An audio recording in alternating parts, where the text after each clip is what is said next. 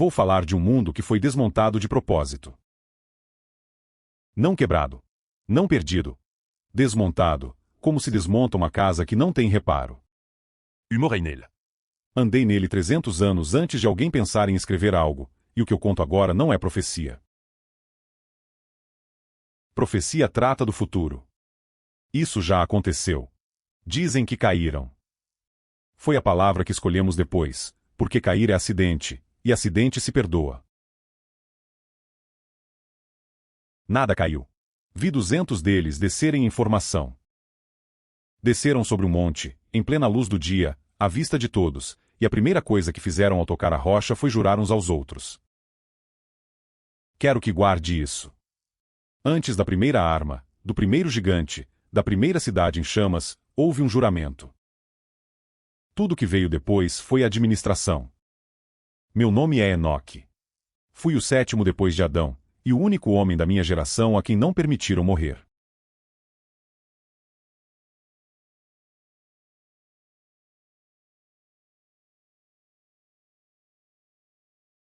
Ensinaram a você que o mundo antes da água era primitivo.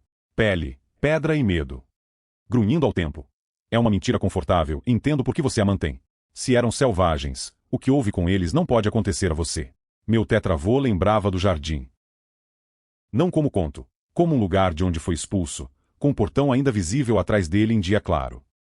Eram 4 gerações. Para você, é uma foto numa gaveta. Não éramos primitivos, éramos algo pior. Éramos competentes, estávamos muito perto do início, e não sabíamos que as duas coisas juntas eram perigosas. Já havia 2 linhagens de homens. Todos sabiam a qual linhagem pertenciam, como se sabe de que lado do rio está sua casa. Uma linhagem veio de um homem que matou o irmão no campo, foi ao leste e ergueu uma cidade. Pense nessa sequência. Cometeu o primeiro assassinato, e respondeu construindo. Não se escondeu na gruta. Organizou-se. Seus descendentes eram engenheiros. Trabalhavam bronze e ferro, criavam rebanos e faziam registros. Fizeram instrumentos que tocavam afinados. Tudo de bom que você liga à civilização, essa linhagem fez primeiro, e fez carregando a memória familiar de ter escapado impune. A outra, a minha, registrava e ficava calada. Éramos os que lembravam do portão. Era tudo que tínhamos, uma memória e o hábito de escrever. Pareceu inútil quase a vida toda. Preciso falar da duração de uma vida então, porque explica tudo o que vem depois. Homens viviam 800, 900 anos. Você ouve isso e pensa, que maravilha. Não era maravilha. Era o problema inteiro. Quem vai morrer em 70 anos tem que ter cuidado. Tem que passar adiante. Tem que ensinar o filho, porque o filho é a única versão dele que continua.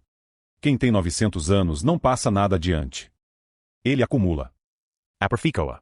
Torna-se a única autoridade sobre si. E um rancor em quem vive 900 anos não esfria. Amaduris.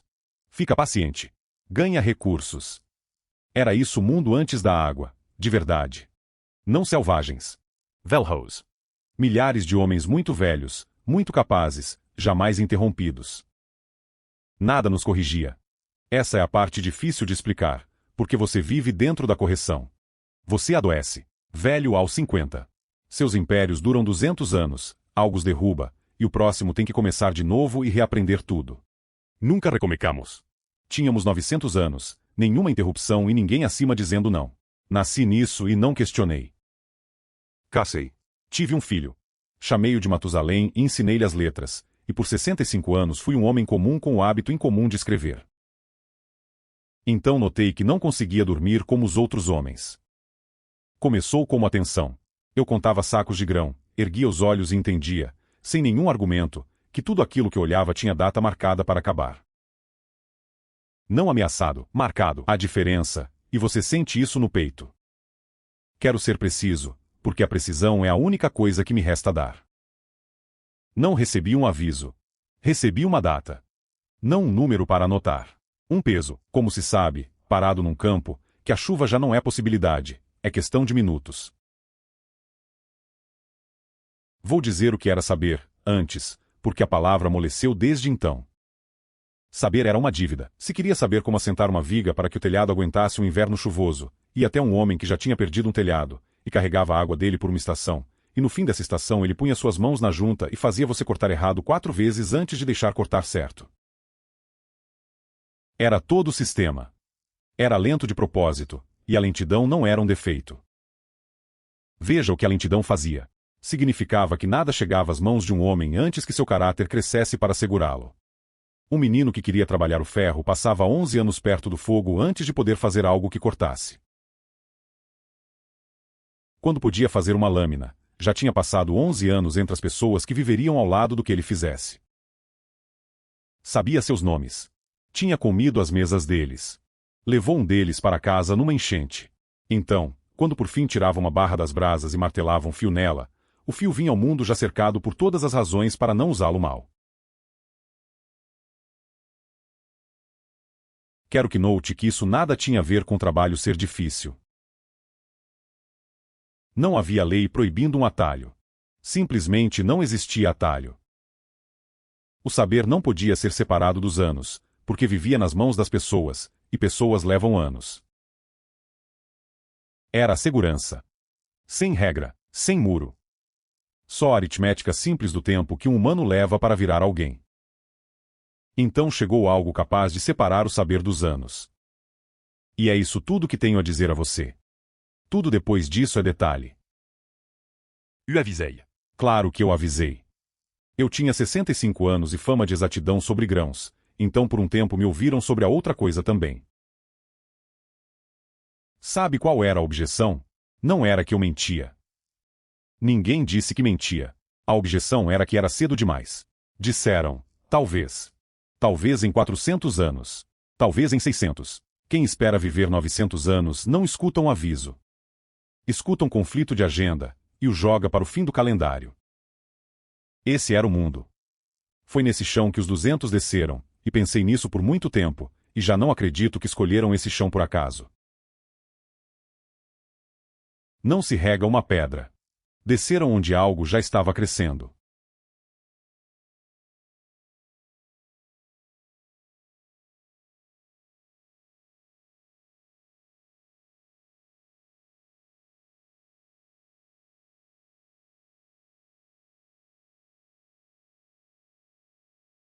Depois a montanha se chamou Hermon.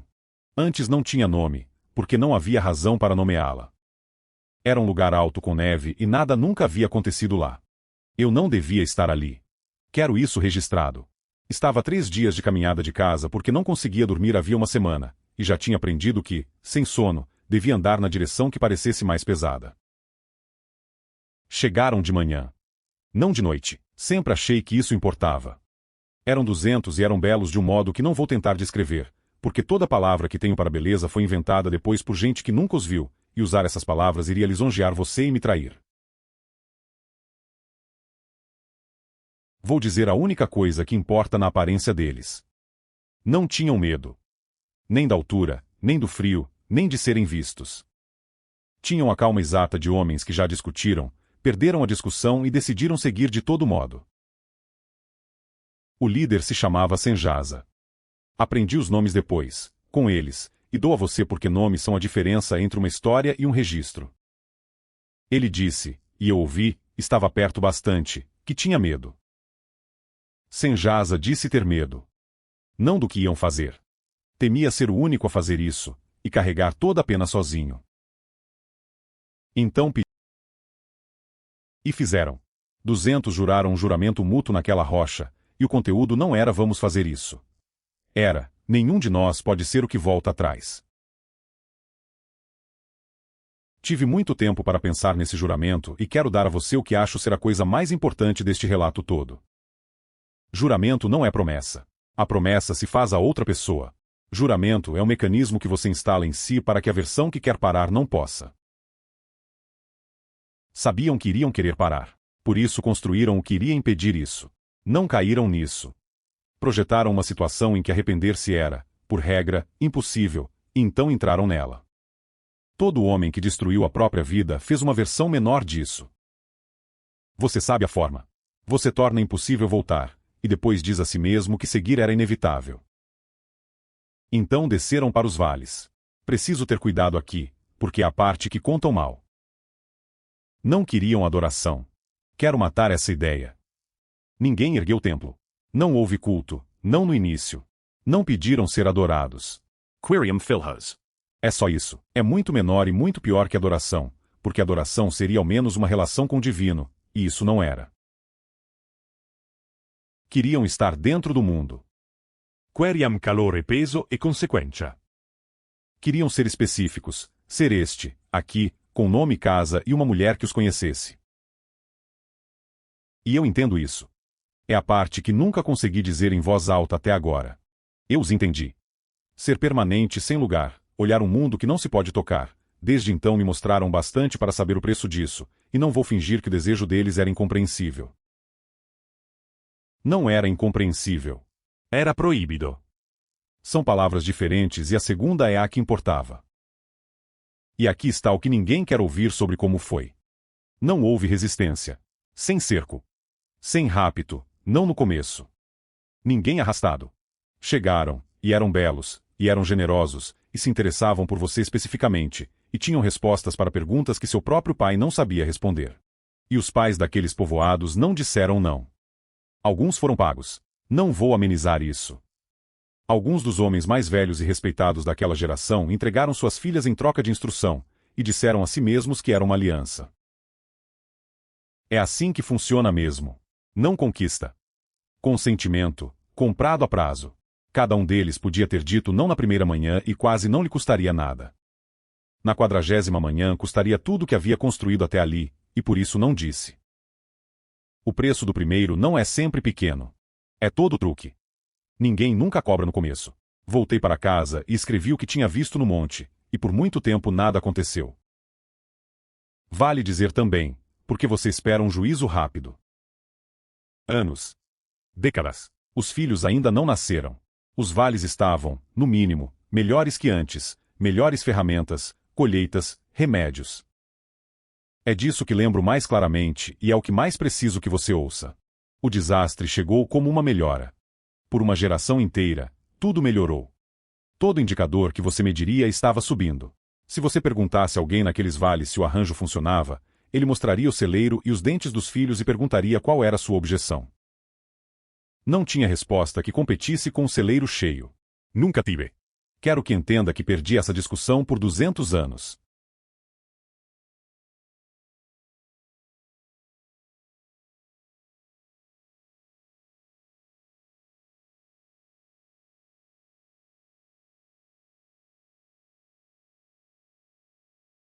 Agora preciso contar o que ensinaram, e vou fazer na ordem que importa, que não é a ordem em que se costuma contar. O primeiro foi o metal.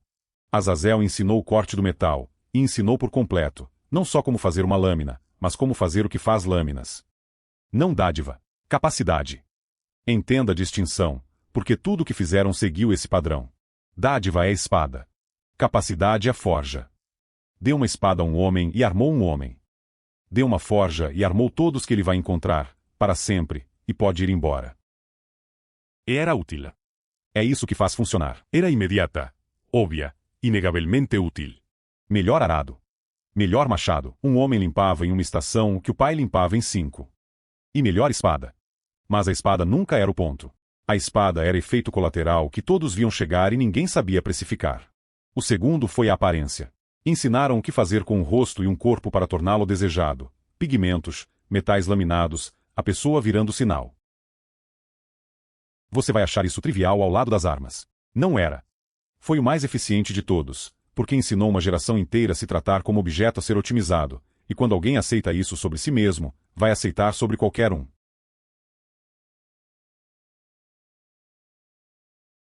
Toda a crueldade que veio depois rodava nessa frase. Um corpo é algo que pode ser melhorado e, portanto, algo que pode ser descartado. Terceiro, o que raízes fazem ao corpo? Qual raiz fecha uma ferida e qual fecha uma garganta? O mesmo saber, ensinado numa lição, sem linha entre as duas metades. O quarto foi a leitura das estrelas, o quinto a leitura das nuvens, e o sexto a leitura do chão. Eis o que esses três tinham em comum. Cada um era um modo de saber o amanhã sem perguntar. É todo negócio. Não informação, sempre se olhou o céu. Certeza sem submissão.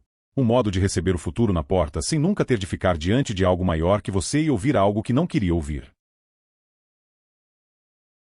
E acertavam vezes suficientes. Foi essa parte que nos acabou. Se nunca funcionasse, teríamos abandonado em uma estação. Acertava tanto quanto o palpite de um homem cuidadoso, o bastante para parecer poder, nunca o bastante para ser poder. O sétimo foi a escrita. Não a minha. Escrevi para lembrar. Ensinaram a escrita que amarra, marcas feitas para obrigar, marcas com direito sobre o que nomeavam. Foi dali que veio a feitiçaria, e devo dizer a verdade sobre ela, quase toda não fazia nada. Quase nada funcionava. Não precisava funcionar. Bastava reorganizar a ideia do que ele podia fazer. Depois de passar um ano tentando obrigar o mundo com marcas numa pedra, você já aceitou a premissa, que a relação correta com tudo fora de você é o comando, e depois disso pouco importa se a pedra responde. E o oitavo, deixei por último e deixei sozinho. Ensinaram as mulheres a pôr fim ao que tinham dentro.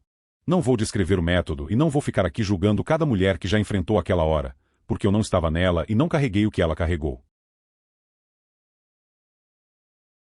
Só vou dizer para que servia, naquele lugar, naquele tempo.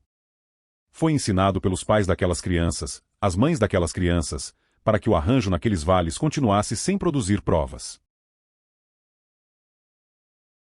Havia mais um, e o deixei para o fim porque as pessoas riem quando eu falo dele, e prefiro que o riso venha depois das outras coisas, não antes.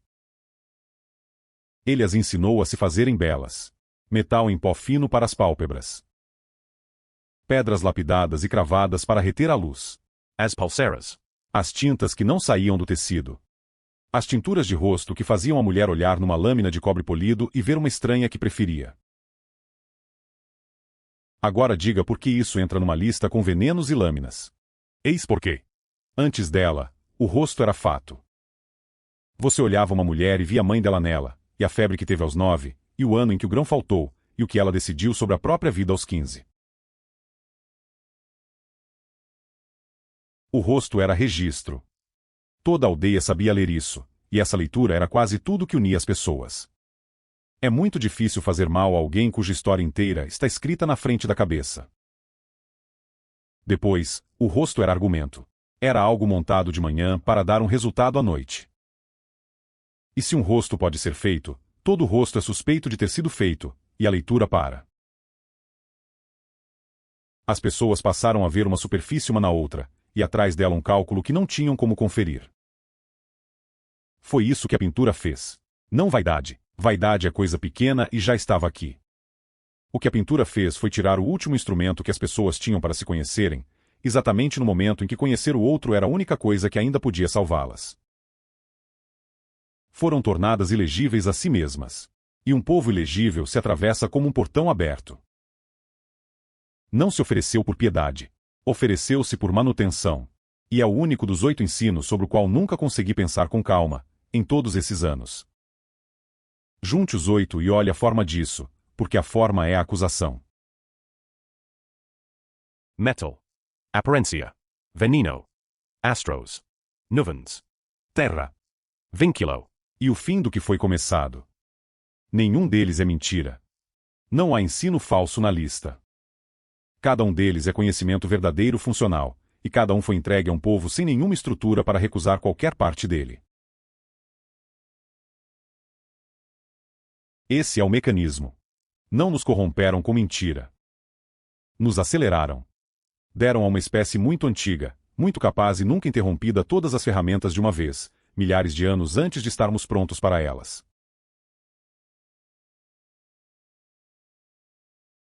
E fizemos o que você teria feito. As usamos. Todas elas. Na hora, e muito bem. Nunca houve um momento em que alguém se levantou e disse, hoje viramos outra coisa. Não existe esse dia. Há só uma longa série de manhãs extremamente razoáveis.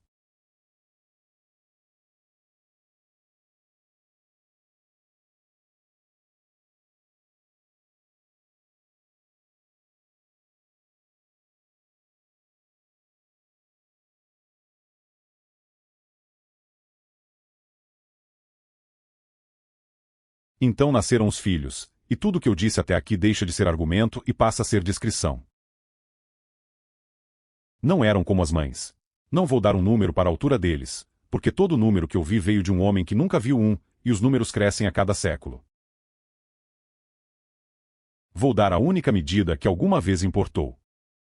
Um homem feito não alcançava onde se golpeia um homem feito. É tudo. Esse único fato reorganizou o mundo, porque toda a regra de violência que nossa espécie criou supunha dois homens de tamanho parecido. Come. Esse foi o primeiro problema e por muito tempo o único. Uma aldeia guarda o que precisa no inverno. Aquele celeiro era toda a margem de um ano inteiro de trabalho de uma comunidade. Representava toda a decisão que aquela aldeia acertou. Alimentavam deles por poucos dias. Tomaram os rebanhos. Depois o grão de semente, que é pior, porque grão de semente não é comida, é o ano que vem. Uma aldeia que perde a semente não foi roubada. Foi encerrada, com atraso. E depois, quando não havia mais nada num lugar, comiam as pessoas. Não vou construir uma cena com isso. Estive em 3 aldeias depois, e passei o resto da minha existência me recusando a descrever o depois, e vou continuar me recusando. Vou dizer a única coisa que aprendi naquelas 3 aldeias, porque é a única coisa útil que saiu delas. Há um ponto em que a fome deixa de ser fome e se torna lei. Onde a coisa já não escolhe consumir e virou apenas a forma que o consumo toma no mundo. Não se negocia com isso. Não se apela a isso. Não é cruel. Crueldade exige interesse no outro, e não havia nenhum. Produzimos algo que estava para nós como o tempo está para um campo. Em uma geração, o arranjo que fez aqueles vales prosperarem os comeu até o solo. E os pais ainda estavam lá. Foi isso que eu não superei. Os 200 ainda estavam lá, naqueles vales, vendo os próprios filhos raspar os lugares que escolheram para viver. Queríamos ser específicos. Ser este aqui, com uma casa e um nome.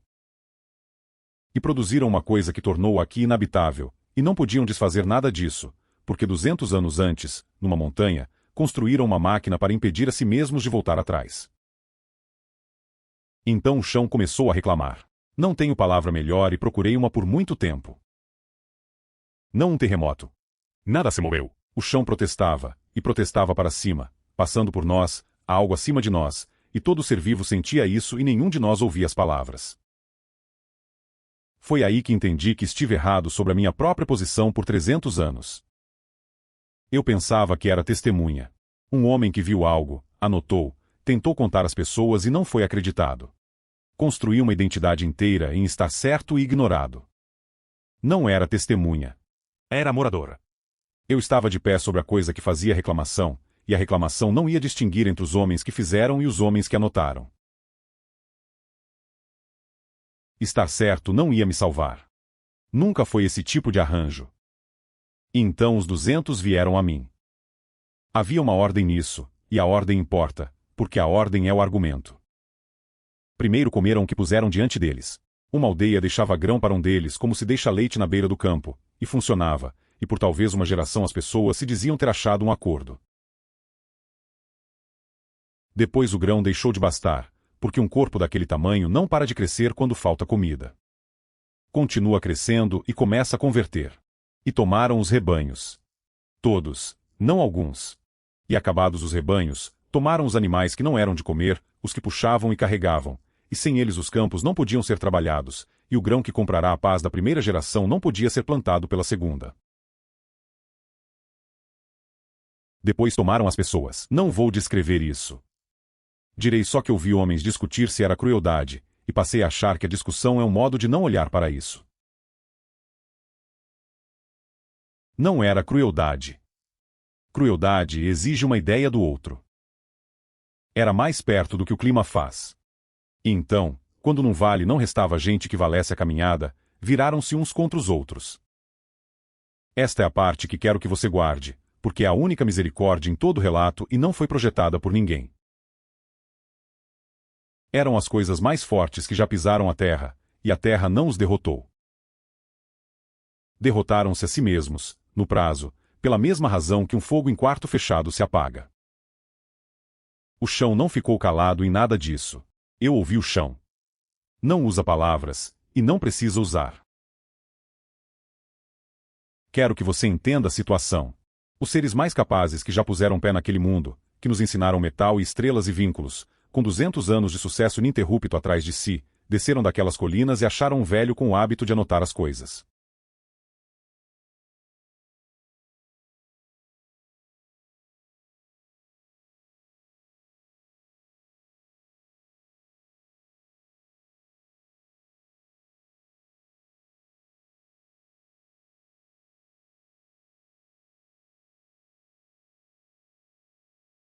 Pediram que eu escrevesse uma petição por eles.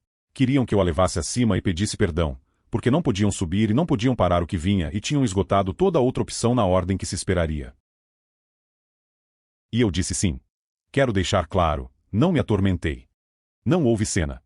Pediram, eu disse sim, sentei e escrevi bem, tão bem como já escrevi qualquer coisa. Desde então isso incomoda as pessoas. Perguntam como pude tomar ditado dos seres que destruíram meu mundo. E a resposta é que eu fora o único homem em 300 anos a dizer a verdade na cara deles, e aceitar a petição era o mesmo ato que dizer a verdade. Ambos eram recusar fingir que já estavam perdidos. Não achei que funcionaria. Quero isso no registro. Escrevi a melhor petição que já escrevi por uma causa em que não acreditava, porque nunca vi sentido em recusar pedir. Não vou descrever a subida. Tentei, por escrito, mais de uma vez, e cada tentativa diminuiu. Direi só isto, para você saber que não omito para parecer misterioso. Tudo que vi lá acima era maior que o vocabulário que eu levará, e o registro honesto disso não é uma descrição. É um homem voltando com menos palavras do que levou. Havia uma corte, havia coisas de pé nela que já estavam de pé antes de o mundo ter superfície. E o caso já estava encerrado. Foi a primeira coisa que entendi, e entendi antes de alguém falar comigo. Eu vim abrir um assunto decidido muito tempo antes, e minha petição não seria rejeitada. Seria recebida, lida e respondida, o que é muito pior, porque significa que a resposta nunca esteve em dúvida e a leitura era cortesia. A resposta, não, não ainda não. Não se mudarem. E me deram a razão, e a razão é o que eu trouxe de volta, e é a única coisa neste relato que eu pediria que você levasse dele. Disseram que não estavam sendo recusados pelo que fizeram naqueles vales. Estavam sendo recusados pelo que fizeram na montanha. Desceram e fizeram um juramento feito para tornar o arrependimento indisponível a si.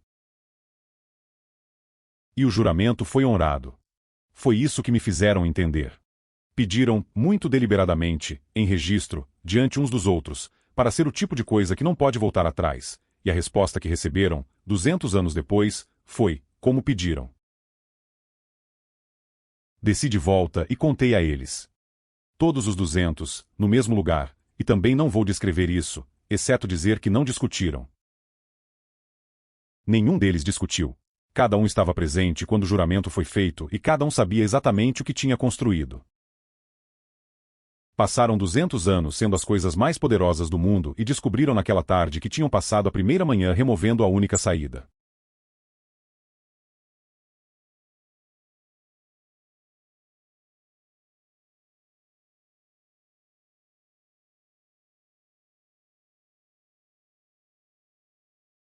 Você sabe o que veio depois, ou pensa que sabe. Todos sabem sobre a água.